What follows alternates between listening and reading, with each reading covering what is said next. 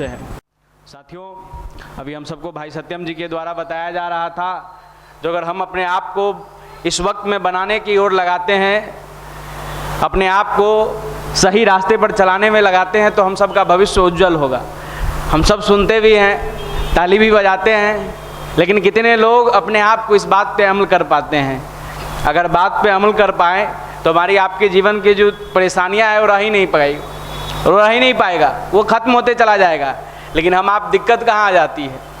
दिक्कत यहाँ आ जाती है साथियों, जो हम सुनते भी हैं, ताली भी बजाते हैं, जानते भी हैं, जो कान फूंकने का ये साइंस नहीं यहाँ बताया जाता है, यहाँ प्राण फूंकने का साइंस बताया जाता है, फिर भी अपने ऊपर इम्प्लीमेंट नहीं करते हैं। कहते हैं साहब अच्छा लग रहा है, और यही यहाँ से बताया जाता है। जो आप बनने का जो साइंस है, जो टेक्नोलॉजी है, जो विज्ञान है, आपके अंदर, हमारे अंदर जो नेगेटिविटी खत्म करने का जो साइंस है, वो ध्यान है, वो मेडिटेशन ही है। यहाँ बुलाने का एक ही उद्देश्य होता है, आप अपने आप को साधक बनाओ। आप अपने आप को साधक बनाओ। साधक बनाने का मतलब, बहुत सारे जो नए भाई आए होंगे जो सोच रहे होंगे साधक बनाने का मतलब, अच्छा समझ गए, धोती कुर्ता पहन लीजिए पीला पीला वाला, और वो जो दुपट्टा उपट्टा ओढ़ के जो गेरुआ बस धारण करते हैं, अच्छा ये साधक बना देंगे? अरे साहब नहीं, यहाँ हम पहने हैं क्या? आदरणीय मनीष भैया 27 सालों में कभी देखे हैं क्या इस वेशभूषा में, युवा प्रकोष्ठ की नींव के तौर पर किसी के ड्रेस कोड इस तरह का? अरे साहब, साधक बनाने का मतलब, हमारे पूज्य गुरुदेव लिखते हैं अपने साहित्यों में, जो साधक बेटा वो नहीं है जो अपने मन के साथ जीता है। मन कहेगा, अभी भाई सत्यम जी बता रहे थे ना, जो मन का स्वभाव होता है गिरना, इसको उठाने में वक्त लगता है, शक्ति लगता है, साहस लगता है। मन का स्वभाव है गिरना। दुनिया का ग्रेविटेशन नीचे की ओर काम करता है कि नहीं करता है? साइंस कहता है किसी ऑब्जेक्ट को ऊपर की ओर फेंकते हैं तो उसका अपना एक ग्रेविटेशन नीचे की ओर काम करता है। मन का भी जो ग्रेविटेशन है वो भी नीचे की ओर काम करता है। उसको पढ़ने में आप सब लोग कलेजा पे हाथ रखिए और अवलोकन करके देखिए, पढ़ने में ज़्यादा मन नहीं लगता होगा। लगता है क्या? लगता है, बहुत कम लोगों को लगता होगा, लेकिन खेलने में बहुत मन लगता है, अनर्गल बातों में चर्चा करने में बहुत मन लगता है, बैठते हैं ग्रुप डिस्कशन पढ़ाई के लिए करने में, और करते हैं राजनीति का डिस्कशन, क्रिकेट का डिस्कशन, इन सब मन का स्वभाव है जाना। इसी बात को पूज्य गुरुदेव लिखते हैं, बेटा साधक वह व्यक्ति नहीं है जो मन के साथ जीता है, साधक वह व्यक्ति कहलाता है जो अपने जीवन में संकल्पों के साथ जीता है, वह व्यक्ति साधक कहलाता है। और यहाँ आपको बुलाने का एक ही उद्देश्य, एक ही कारण है, जो आप अपने आप को साधक की श्रेणी में लेकर आइए। और साधक श्रेणी कहने का मतलब, हमारा आपका जीवन का जो संकल्प है, जो युवावस्था का ये जो उम्र मिला है ना साहब, ये प्रीशियस उम्र मिला है आपको, जो समय मिला है, प्रीशियस समय मिला है, इसको सार्थकता को अपने जीवन में अपनाने की जरूरत है। बहुत सारे आपको दोस्त, बहुत सारे भाई आपको कहने के मिलेंगे, अरे साहब ये उम्र में बाबा बनेगा, ध्यान करेगा। अभी बता रहे थे ना, वो आपको 20 मिनट के ध्यान पे कमेंट करेंगे, उसको बताइए जो तुम जो हमारे इतना देर हमको ज्ञान दे रहा है, अपने अगर पढ़ लिया होता तो हमको ज्ञान देने इस लॉज में अभी तक नहीं बैठा होता। 35 साल 40 साल हो गया है इस लॉज में बैठ के भटकाने का काम कर रहा है, दूसरों को अच्छे रास्तों पे चलाने के बजाय दूसरों को गलत रास्ते में प्रवोक कर रहा है। यही जीवन है क्या?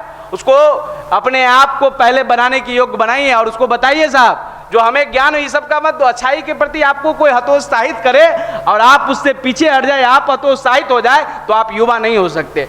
न तो आप युवा हो सकते हैं, फिर भैया भी बढ़िया से हम सबको बता देते हैं, ना तो युवती हो सकते हैं, तो बीच वाला है।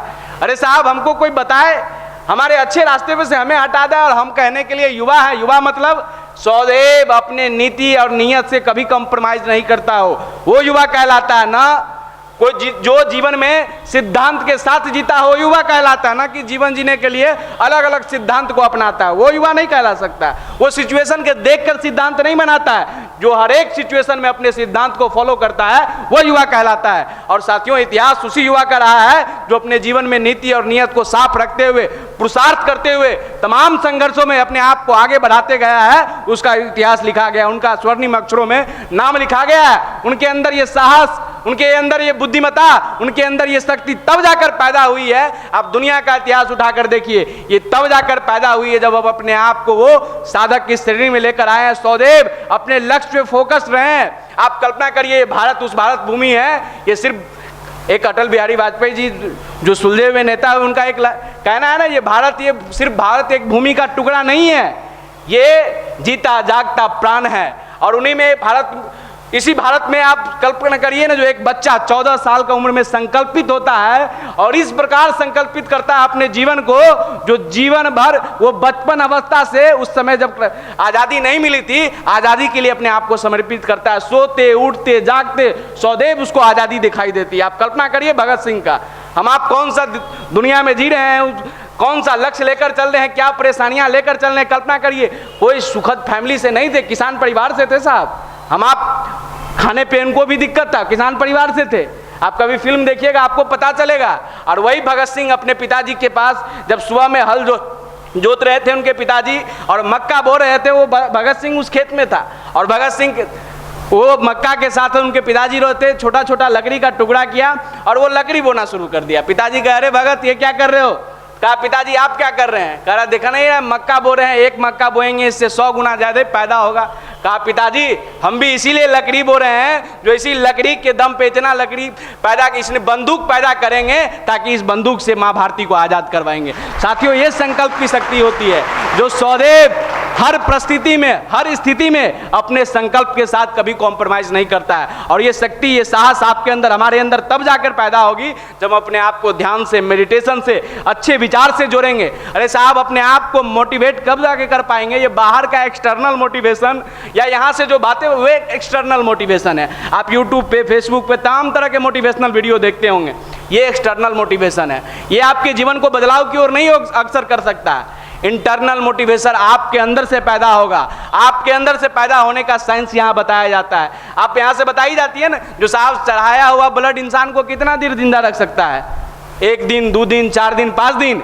लेकिन व्यक्ति के अंदर स्वतः अगर ब्लड नहीं बन रहा है तो ज्यादा दिन जिंदा नहीं रह सकता है। ठीक उसी प्रकार हमारे आपके जीवन का मोटिवेशन है। हमारे आपके जीवन का मोटिवेशन कोई दे दिया एक्सटर्नल मोटिवेशन, 2 घंटा 4 घंटा 1 दिन के लिए गुदगुदा दिया, लेकिन जब किसी काम को करने जाओगे आपके अंदर से इंटरनल मोटिवेशन नहीं होगा, वो काम को आप सफलतापूर्वक नहीं कर पाओगे। और यही इंटरनल मोटिवेशन जगाने का जो साइंस है, जो टेक्नोलॉजी है, जो विज्ञान है, वो भारत का अध्यात्म, और भारत का अध्यात्म युवाओं के लिए कहता है, सिखलाता है, जो अपने आप को युवा अवस्था में 20 मिनट प्रतिदिन गायत्री महामंत्र करिए। दुनिया के बड़े बड़े लोगों ने जपा, आप जिसको उठाकर देखिए, जो अपने जीवन में संघर्ष के बल पर लेके गए। आज भारत पाकिस्तान का मैच है ना, मैच के ही दुनिया में आप बात करके देखिए ना, क्रिकेट के ही दुनिया में बात करके देखिए, जो भी लोग सफल बैट्समैन रहे, सफल आपको कैप्टन रहे, वो अपने जीवन में ध्यान का बहुत योगदान है उनके जीवन में। आप उठाकर पढ़िए, चाहे रोहित शर्मा हो, विराट कोहली हो। अरे साहब, ध्यान इतनी ये वो शक्ति है, ध्यान वो शक्ति है जो आपको किसी लक्ष्य पर फोकस रहने की आपके अंदर से शक्ति पैदा करती है। और इसी चीज़ के लिए आपको यहाँ से बताया जाता है। लेकिन दोस्त कह दिया क्लास में, अरे साहब इस भारत, ये अपडेटेड मामला इस दुनिया में, यहाँ तक 5G की दुनिया चला गया, तुम आउटडेटेड मामला की बात कर रहे हो और आप मोटिवेट हो जाते हैं। सही में हम आउटडेटेड बात कर रहे हैं? अरे नहीं साहब, ये अपडेटेड बात हम आपको बता रहे हैं। अपडेटेड दुनिया में अपडेटेड ही बात है ना। आज के दुनिया में सबसे बड़ा रिसर्च इंस्टीट्यूट कौन सा है?